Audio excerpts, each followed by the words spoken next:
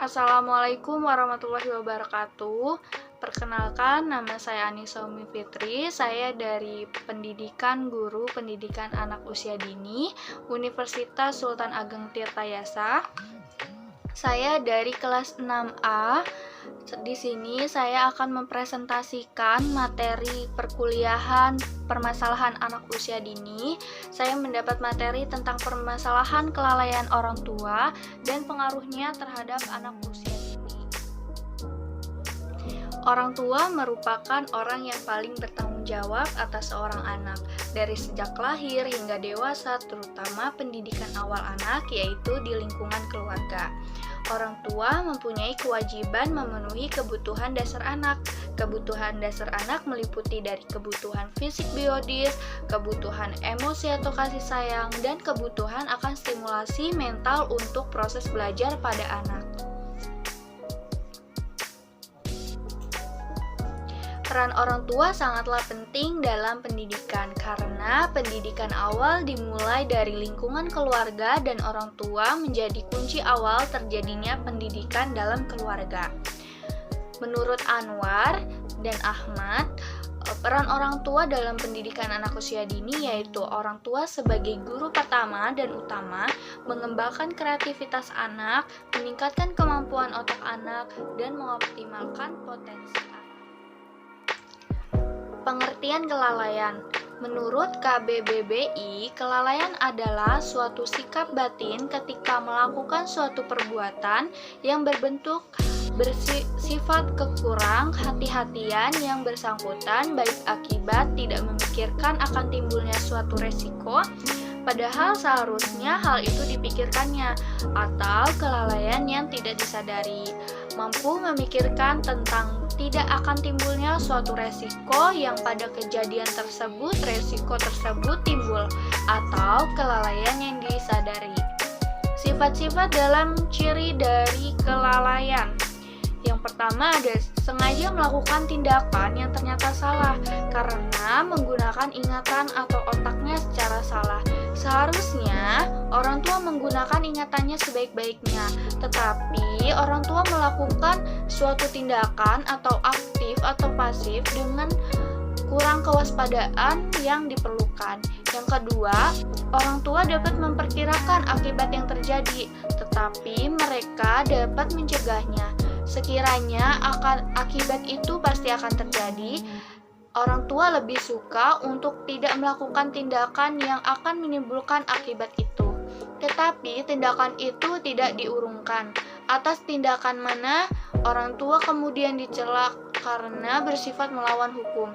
Istilah dari doktrin tentang culpa itu kayak kelalaian gitu.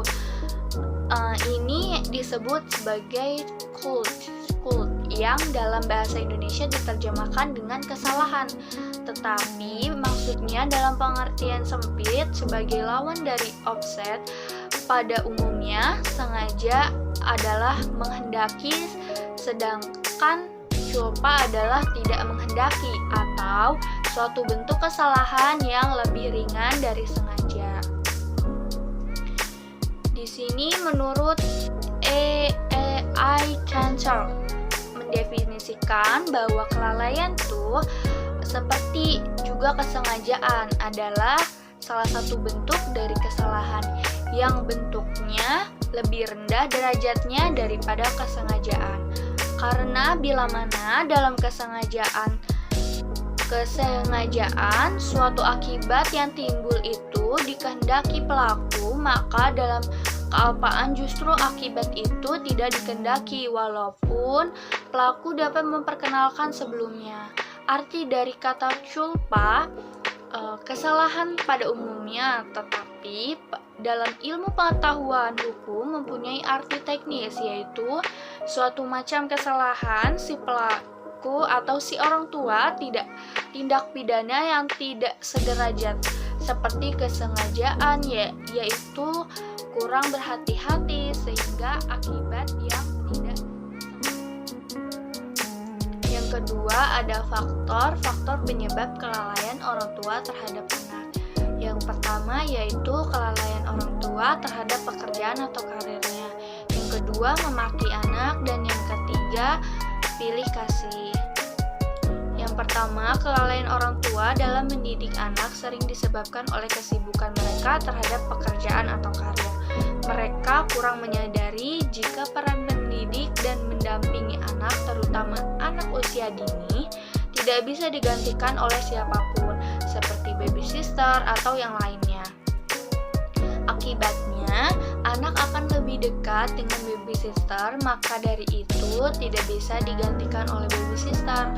Orang tua harus meluangkan waktu untuk memenuhi kewajiban menjaga, menyayangi, menemani, dan mendidik anak-anak mereka. Selain itu, orang tua harus memperluas dan terus meningkatkan pengetahuan mereka tentang cara-cara mendidik anak, agar anak mereka dilahirkan mendapat pendidikan yang memadai. Anak menginginkan kasih sayang orang tua sepenuhnya. Maka dari itu, sebagai orang tua harus lebih peka terhadap anak. Anak membutuhkan kasih sayang sepenuhnya dari orang tua. Untuk orang tua yang memiliki karir atau pekerjaan yang tidak bisa diganggu, itu harus bisa meluangkan waktunya sedikit untuk mendampingi anaknya.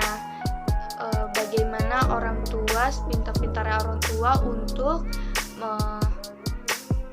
membagi waktu dengan anak. Selanjutnya ada beberapa hal yang salah atau kelalaian pada orang tua dalam mendidik anak. Tadi yang kedua, memaki anak. Orang tua merupakan cerminan teladan bagi anak. Apabila anak sedang menangis, berbuat kesalahan, berikan dia pelukan dan tanyakan kronologi bagaimana kesalahan itu terjadi. Jadi, perilaku atau tingkah laku orang tua itu akan dilihat sendiri oleh anaknya. Beri anak solusi pada kesalahannya dan jangan melontarkan kata-kata kasar pada anak. Karena pengaruhnya pada anak tidak hanya berupa anak sering berkata kasar, anak akan sering berbohong, dan anak akan selalu takut pada orang tuanya. Jangan biarkan anak memiliki ketakutan terhadap orang tua. Namun, ajarkan anak untuk menghormati orang yang lebih tua. Untuk itu, sebagai orang tua, harus memberikan solusi terhadap anak. Jangan mengeluarkan kata-kata kasar, karena anak akan menirukan kata-kata tersebut. Nah, bagi orang tua penting untuk tidak memberikan label kepada anak dengan kata nakal, bodoh, cengeng. Contohnya seperti dasar kamu anak bodoh, itu nggak boleh. Nah, terus dan lain-lain yang bersifat negatif. Namun, berikan kata-kata lain untuk hal negatif itu untuk menjadi kata-kata positif. Untuk memberikan motivasi pada anak agar tidak mengulangi kesalahannya. Dan tentunya orang tua berhak untuk memberikan nasihat. Nah, yang ketiga yaitu pilih kasih. Dengan adanya pilih kasih, jadi orang tua tidak sepenuhnya memberikan kasih sayang kepada anak. Itu yang membuat kelalaian terhadap anak. Siapapun orangnya pasti tidak ingin diperlakukan pilih kasih atau tidak adil. Apalagi ini terjadi pada orang tua kepada anak-anaknya, itu hanya akan menimbulkan kecemburuan pada anak. Memberi lebih kepada anak kesayangan dan mengabaikan anak yang lainnya adalah bentuk kejahatan orang tua kepada anaknya. Sikap ini adalah salah satu faktor pemicu putusnya hubungan silaturahmi anak kepada orang tuanya dan pangkal dari permusuhan antar saudara. Tidak memberikan pendidikan kepada anak. Pendidikan adalah hal yang sangat penting untuk diberikan kepada siapapun, entah itu tua atau muda. Apalagi untuk anak usia dini, pendidikan adalah hak pada setiap manusia yang memang sepantasnya harus diberikan. Peran orang tua juga tidak hanya memberikan kasih sayang dan perlindungan, namun juga pendidikan. Ada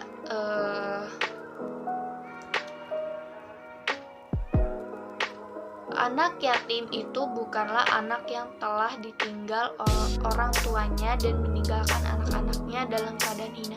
Sesungguhnya anak yatim itu adalah yang tidak dapat dekat dengan ibunya, yang selalu menghindar darinya, atau ayah yang selalu sibuk dan tidak ada waktu bagi anaknya. Nah, yang ketiga yaitu dampak kelalaian orang tua terhadap anak usia dini. Kelalaian orang tua dalam memberikan edukasi terhadap anak tentunya memberikan dampak negatif untuk anaknya kelak, diantaranya yaitu kekerasan seksual, ada kurangnya pemahaman agama. Itu dampaknya bagi kelalaian orang tua terhadap anak usia dini. Kekerasan seksual ini maksudnya yaitu kekerasan diartikan sebagai perbuatan seseorang atau kelompok orang yang menyebabkan cedera atau matinya orang lain, atau menyebabkan kerusakan fisik atau barang orang lain. Kekerasan bisa juga berartikan paksaan. Secara umum, kekerasan didefinisikan sebagai suatu tindakan yang dilakukan satu individu terhadap individu lainnya yang mengakibatkan gangguan fisik dan mental anak, terutama kekerasan seksual yang terjadi pada anak usia dini itu akan menimbulkan mental anaknya akan terganggu.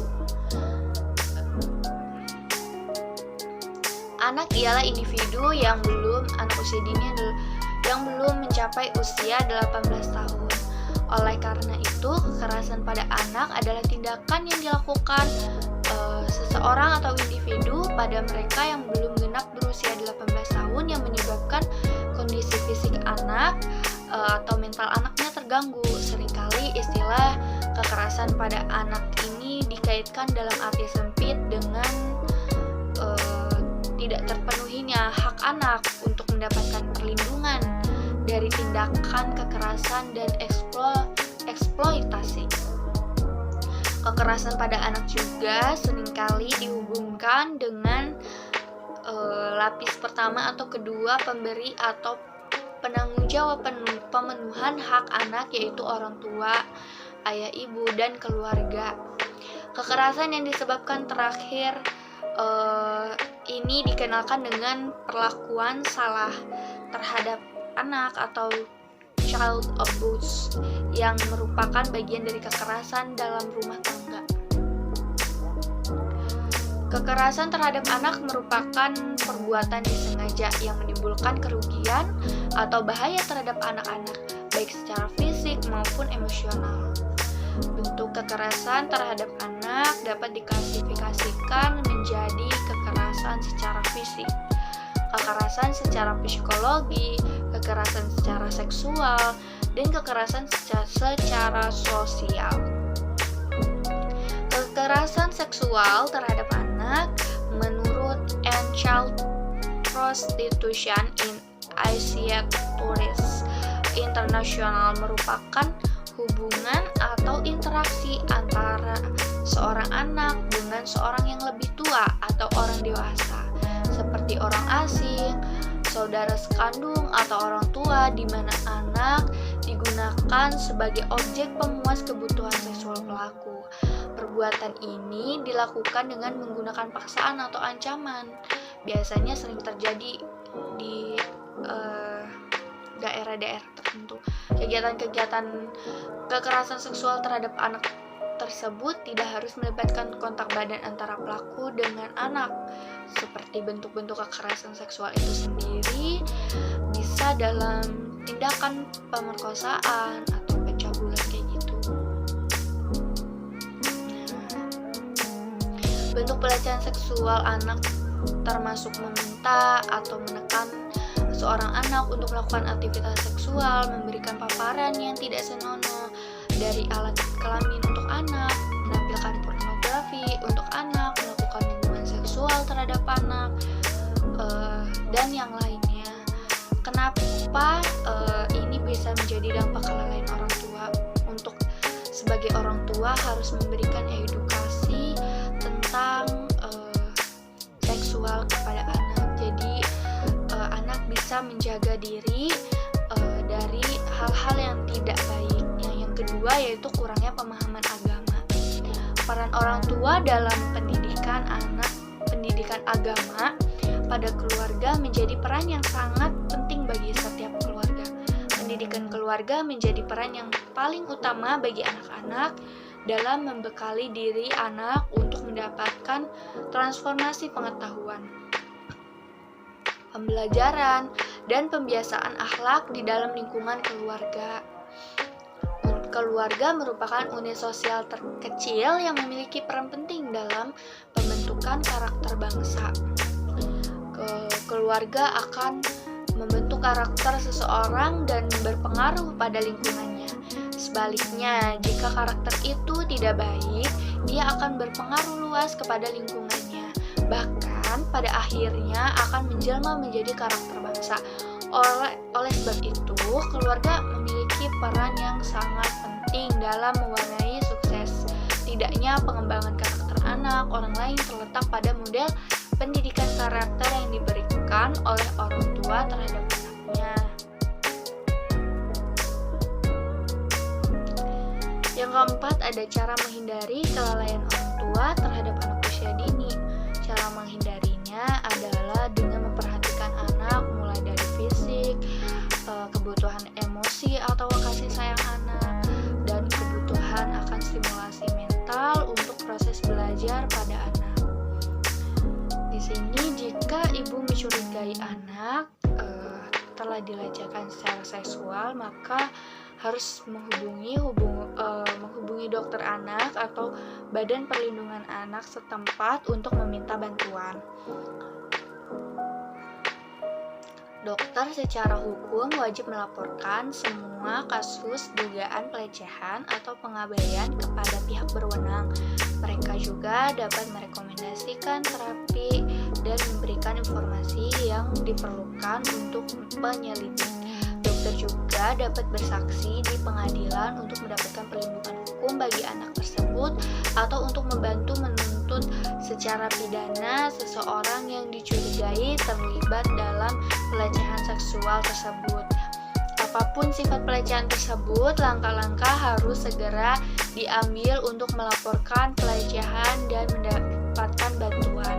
Menunda laporan mengurangi peluang anak untuk pulih sepenuhnya. Jika telah dianiaya, seorang anak harus mendapatkan perawatan dari layanan ahli kesehatan mental yang terjamin.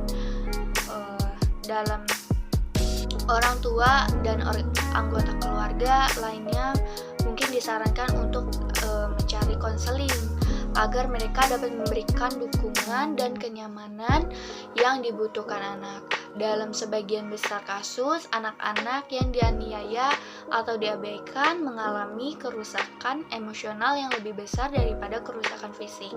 Seorang anak yang telah dianiaya atau diperlakukan dengan buruk dapat menjadi depresi atau mengembangkan perilaku bunuh diri, menarik diri, atau kekerasan terhadap orang lain. Nah, kesimpulan, orang tua merupakan tempat di mana anak mendapatkan perlindungan, kasih sayang, dan juga pendidikan.